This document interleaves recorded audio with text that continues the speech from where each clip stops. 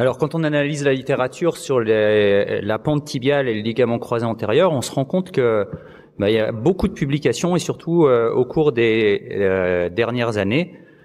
Mais au final, on se rend compte que c'est un concept ancien, et David l'a bien dit, dans les années 90, Henri Dejour, il avait déjà commencé à analyser ça et de souligner le fait qu'il y avait une corrélation étroite entre l'inclinaison postérieure du tibia et la translation tibiale antérieure. Mais au final, il n'y a que 10 études cliniques qui sont retrouvées dans la littérature sur toutes ces années, et donc la littérature est assez pauvre sur le domaine.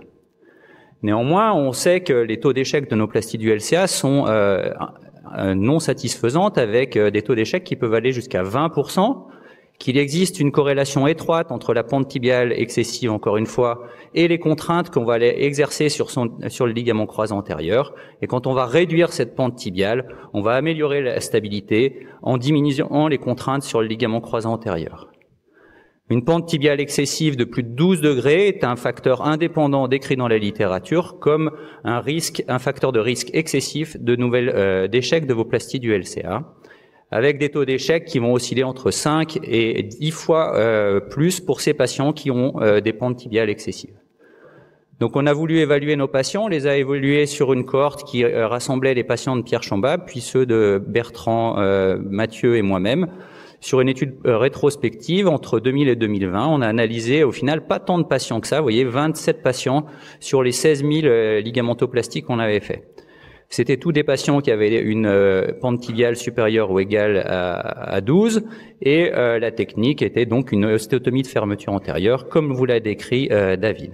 Le recul moyen était de 7 ans et on les a évalués cliniquement avec différents scores, l'IKDC, le Tegner, l'évaluation subjective et aussi la laxité antérieure. Alors, on a étudié 2 techniques juste pour information. La première technique que nous avait appris Pierre Chambab relevait la tubérosité tibiale antérieure. On avait des protocoles un peu plus restrictifs, avec un appui qui était interdit pendant 6 semaines, avec une immobilisation, et bien entendu, on empêchait les patients d'aller chercher le récurvatum, puisqu'on va aller créer du récurvatum osseux. On peut se retrouver avec des patients qui ont un récurvatum asymétrique. On a fait évoluer la technique, on est passé désormais avec une technique où on conserve la tubérosité tibiale antérieure, et on est un peu moins restrictif, puisque l'appui est autorisé plus précocement. De même que l'ablation de l'attelle, on est toujours aussi restrictif sur la récupération de l'extension. Au cours des 3 premiers mois, on va pas aller chercher le récurvatum. Concernant les suites post-opératoires, les 6 premières semaines, on va très doucement, on vise juste à récupérer le réveil quadricipital et les amplitudes, et puis après 6 semaines, progressivement, on va retrouver un protocole de rééducation tout à fait classique d'une chirurgie de LCA. Alors, quel résultat? Sur les patients qu'on a évalués, il y avait une amélioration significative sur le contrôle de la laxité antérieure, qui passait de 10 mm en préopératoire à 1 mm et demi en post-opératoire. La pente tibiale était significativement améliorée également, passant de 16 degrés à 5 degrés en post-opératoire, de même que les scores fonctionnels sur le score IKDC. Et vous voyez que ces patients étaient améliorés quant au niveau de retour sportif, puisqu'ils passaient d'un Tegner qui était de 3 à un Tegner de près de 6. Aucun patient n'a présenté de nouvelles ruptures de greffe au dernier recul.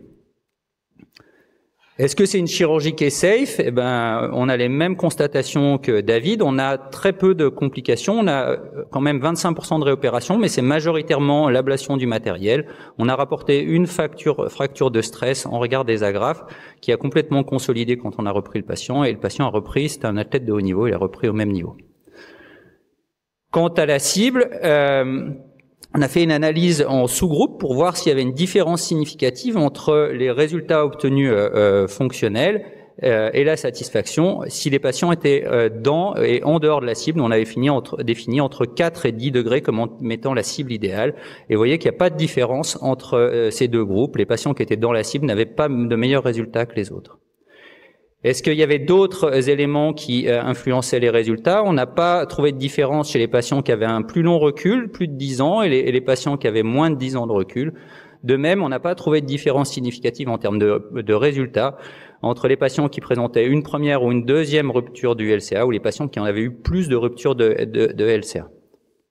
Alors, vous voyez, ça, c'est les séries majeures de plastie, de révision de LCA associée à une ostéotomie de la pente. Vous voyez que c'est des petites séries globalement.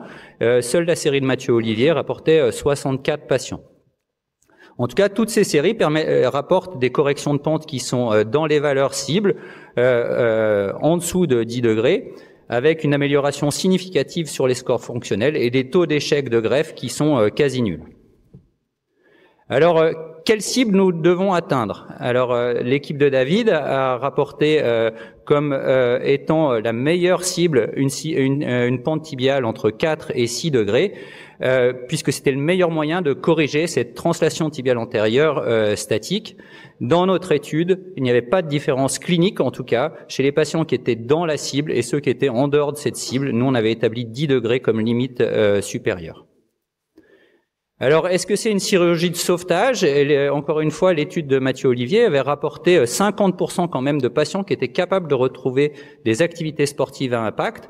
Et globalement, on se rend compte que c'est des patients qui ont eu des chirurgies multiples. Et les études sur les révisions de chirurgie multiples montrent quand même que globalement, il y a près de la moitié des patients qui vont aller arrêter de faire du sport après ces chirurgies de révision.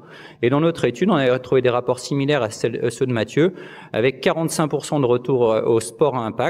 Néanmoins, un Tegner qui était pas au top, 5 à 9, mais on a quand même un quart des patients qui ont des Tegner 9 à 10 qui sont capables de reprendre à un très haut niveau.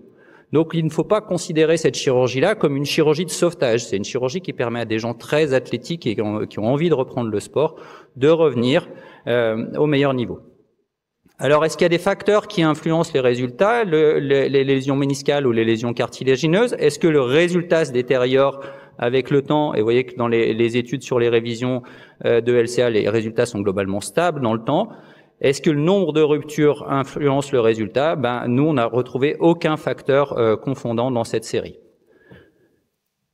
Donc au final, c'est ostéotomie de fermeture antérieure est une chirurgie qui est valable pour les reprises de LCA chez les patients qui présentent une pente tibiale excessive, avec un taux d'échec qui est quasi nul.